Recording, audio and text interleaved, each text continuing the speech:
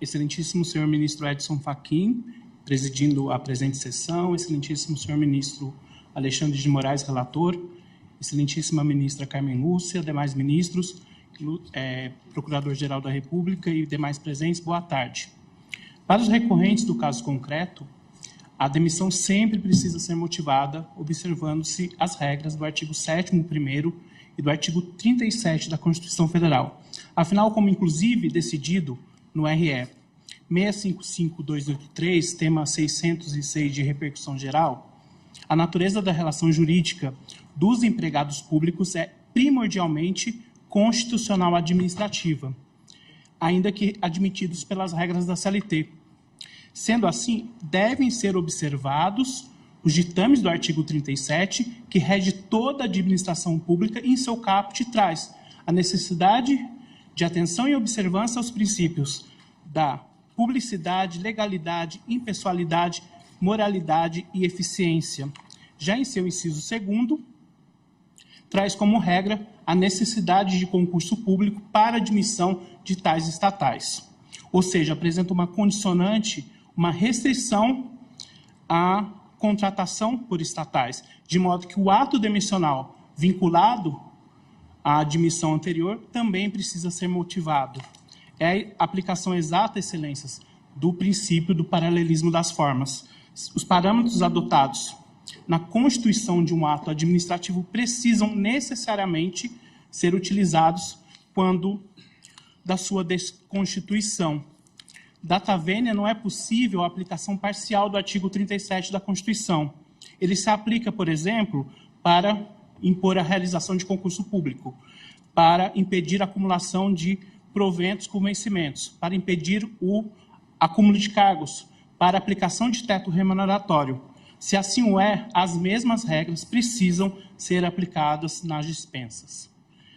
Ou seja, a rescisão somente poderia ocorrer nas hipóteses autorizadas ou por ato formalmente motivado.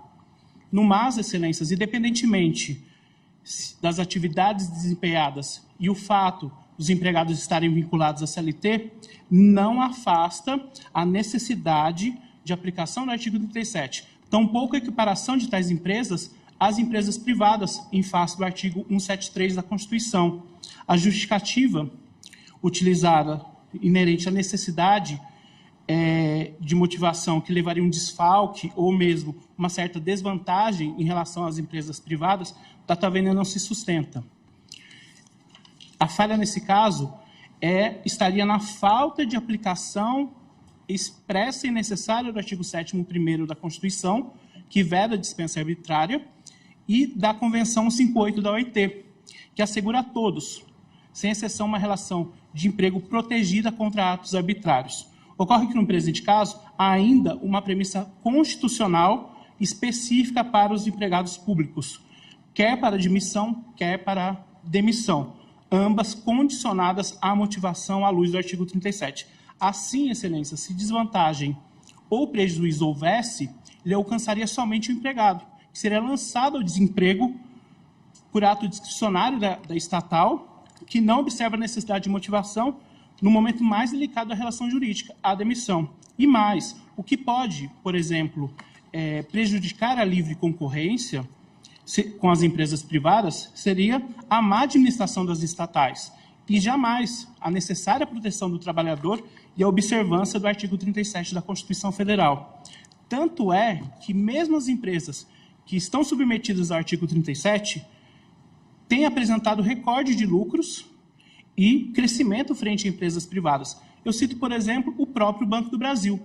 O Banco do Brasil, de acordo com pesquisas divulgadas pelo site Poder 360, teve aumento de 17,9% em seu lucro no primeiro semestre de 2023.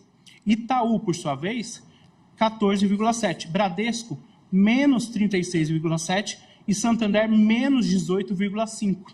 Ou seja, mesmo tendo que cumprir o artigo 37, o Banco do Brasil seguiu com alta competitividade à frente de grandes bancos privados. A mesma situação a gente encontra em relação à Caixa Econômica e à Petrobras, por exemplo.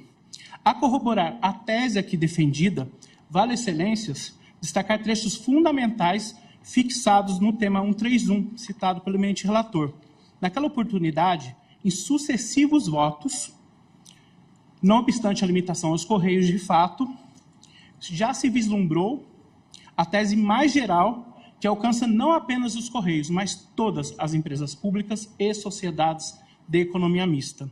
Eu destaco primeiro o voto do eminente ministro Dias Toffoli, inclusive fazendo menção a um parecer que ele assinou enquanto estava à frente da Advocacia Geral da União, de caráter vinculante. Eu peço vênia para ler e abro aspas. O mencionado parecer conclui exatamente na linha dos argumentos do voto do ministro relator, no sentido de ser necessária a motivação para a dispensa de funcionários seletistas de empresas públicas, de todas elas, e não só da empresa brasileira de Correios e Telégrafos. Fecho aspas. Do parecer, eu também destaco o seguinte trecho, inclusive fazendo menção a entendimento do agora ministro Alexandre de Moraes, relator inclusive do presente feito. Eu abro aspas. A interpretação sistêmica do texto constitucional quanto à matéria traz uma clara mensagem ao legislador e ao gestor público. A República Federativa do Brasil repudia a demissão, a exoneração ou a dispensa imotivada e arbitrária de seus servidores e trabalhadores. Esse é o entendimento manifestado por Alexandre de Moraes Verbes. Consagra a Constituição Federal o direito à segurança no emprego, que compreende a proteção da relação de emprego contra a despedida arbitrária ou sem justa causa, nos termos da lei complementar, que preverá indenização e compensação, entre outros direitos, impedindo-se dessa forma a dispensa injustificada sem motivo socialmente relevante. E o eminente Dias Toffoli prossegue. O fato de as estatais atuarem no mercado não dá a elas todos os benefícios desse. Elas continuam submetendo-se ao Tribunal de Contas e à Lei de Licitações, ainda que normas pertinentes sejam simplificadas. O inciso 2º, parágrafo 1º do artigo 173 da Constituição, não impõe uma equiparação absoluta entre as empresas privadas e as empresas estatais. E finaliza, após um sem número de restrições, limitações e imposições vivenciadas pelas estatais que não se aplicam às empresas privadas. Chega a soar artificial a pretensão de que a equiparação entre elas seja absoluta e mais, utilizar esse tipo de argumento a sustentar a possibilidade de demissão imotivada e sem justa causa nas estatais. Eu fecho aspas. Eu cito também trechos do voto do eminente ministro Ricardo Lewandowski no mesmíssimo sentido. Eu abro aspas. Com efeito, entendo que o dever de motivar o ato de despedida dos empregados estatais admitidos por concurso aplica-se não apenas à ECT, mas a todas as empresas públicas e sociedade de economia mista, que prestam serviços públicos. Revendo a matéria agora, mais detidamente, entendo que, embora a rigor, as denominadas empresas estatais ostentem a natureza jurídica de direito privado, elas se submetem a um regime híbrido, ou seja, sujeitam-se a um conjunto de limitações que têm por escopo a realização do interesse público. Eu fecho aspas. A mesmíssima tese foi chancelada pelo ministro Joaquim Barbosa e não menos pela ministra Carmen Lúcia, que reconhece em seu voto, eu peço vênia para ler o trecho pertinente, abro mais uma vez aspas. Os princípios que estão no artigo 37 caput servem a todos, a administração pública direta, indireta ou fundacional, de qualquer dos poderes da União, dos Estados, do Distrito Federal e dos municípios.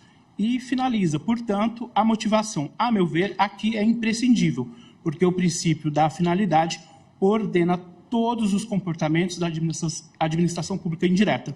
Não há como se verificar e se controlar a finalidade se não houver a motivação. Eu fecho aspas.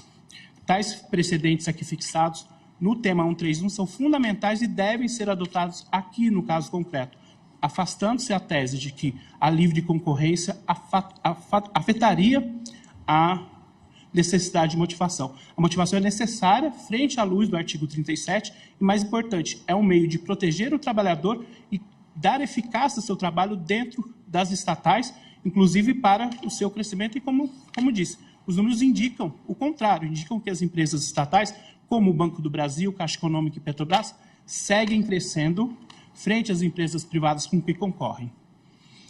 Com amparo nos princípios, portanto, da legalidade, da moralidade, da motivação da impessoalidade e da publicidade, tais empresas apenas podem admitir mediante concurso.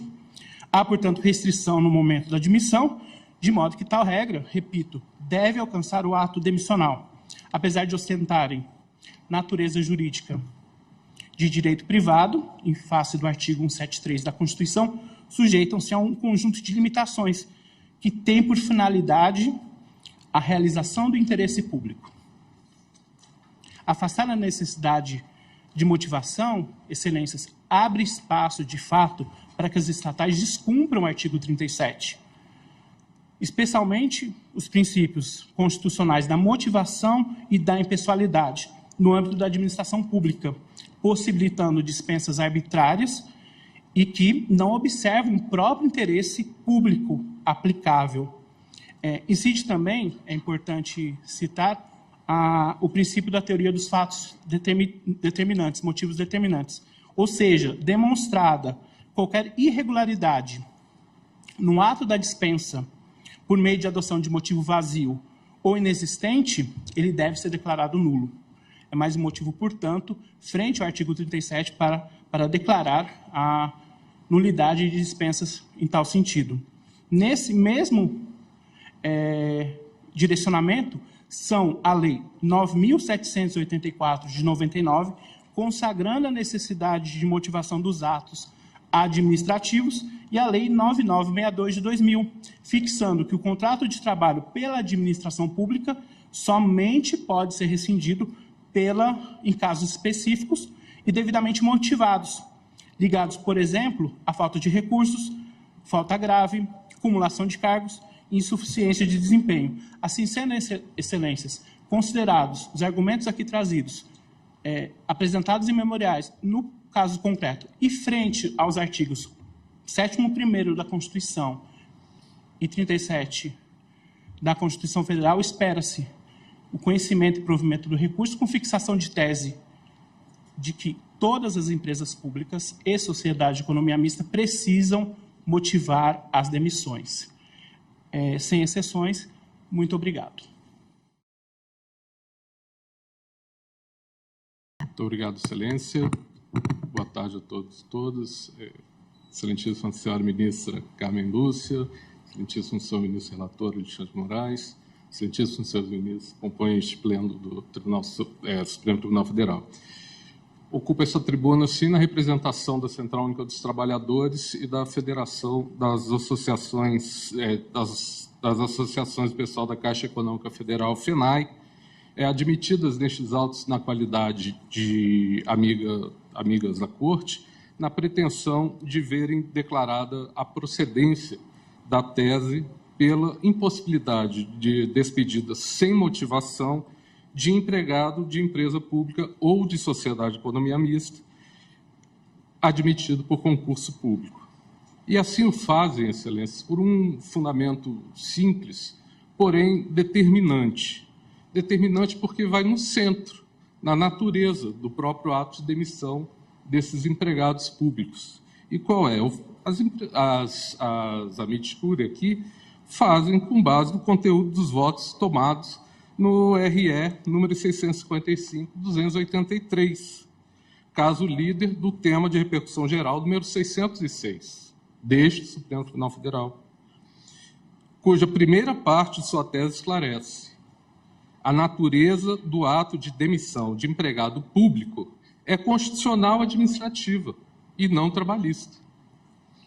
Nesse processo, em veemente reafirmação à regra geral originalmente ditada no julgamento do recurso extraordinário 589-998, no sentido de ser nula a dispensa imotivada por empresas públicas e sociedade de economia mista, formou-se ampla maioria em torno do voto divergente proferido pelo ministro Dias Toffoli, o qual, quanto à natureza do ato de demissão do empregado público, ao encampar o entendimento já ditado por Sua Excelência, o ministro Edson Fachin, agora presidindo este julgamento, a teve como constitucional administrativo e não trabalhista.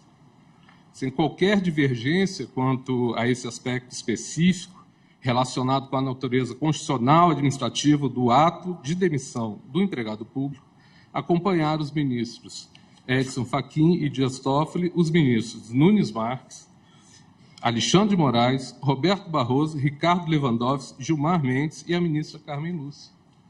Divergiram, todavia, por motivos relacionados com a regra de competência desse entendimento decorrente, o ministro Marco Aurélio, relator, e a ministra Rosa Weber, mas não sem também reafirmarem a regra geral pela necessidade de motivação do ato de dispensa de empregado público, que se extrai do tema número 131, de repercussão geral deste tribunal, e da literalidade do artigo 37 caput, inciso 2º da Constituição da República.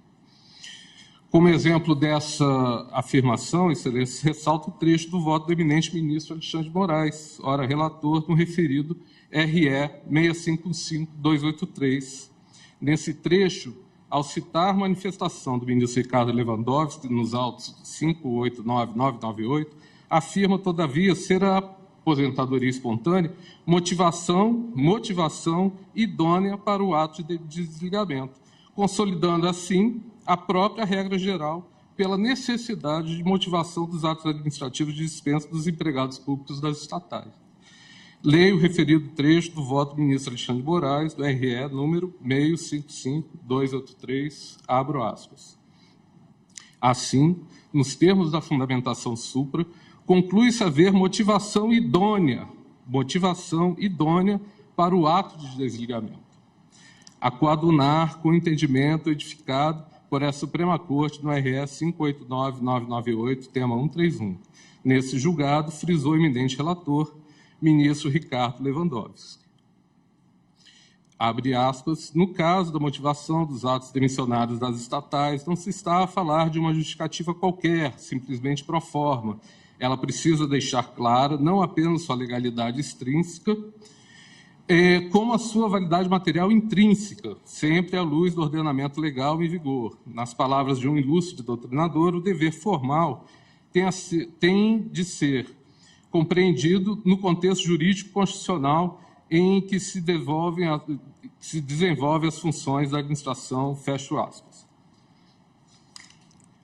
Reconhecida a natureza constitucional administrativa do ato de demissão dos empregados públicos, data máxima vênia, não há espaço para que a administração pública indireta se submeta aos princípios e disposições do artigo 37 da Constituição Federal, sem a observância, contudo, do dever de motivá-lo. Nesse sentido, vale citar precedente deste Tribunal Pleno, o qual, à unanimidade, afirma expressamente que a inexistência de motivação acarreta a nulidade do ato administrativo. É o precedente ACO 3055, que teve como relator o eminente ministro Ricardo Lewandowski, publicado no Diário da Justiça de 6/10/2020.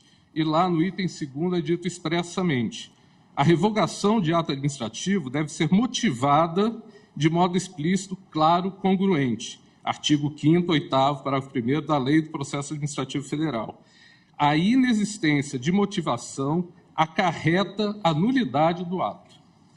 Então, já finalizando, Excelência, retorno aqui à sustentação oral do meu nobre colega Eduardo Henrique Marques Soares, que falou pelo recorrente e que disse: afastar a necessidade de motivação dos atos demissionais abre espaço para que as empresas públicas e sociedades de economia mista descumpram os princípios constitucionais da motivação e da impessoalidade no âmbito da administração pública, possibilitando a dispensa dos seus empregados sem o devido respeito aos referidos ditames constitucionais.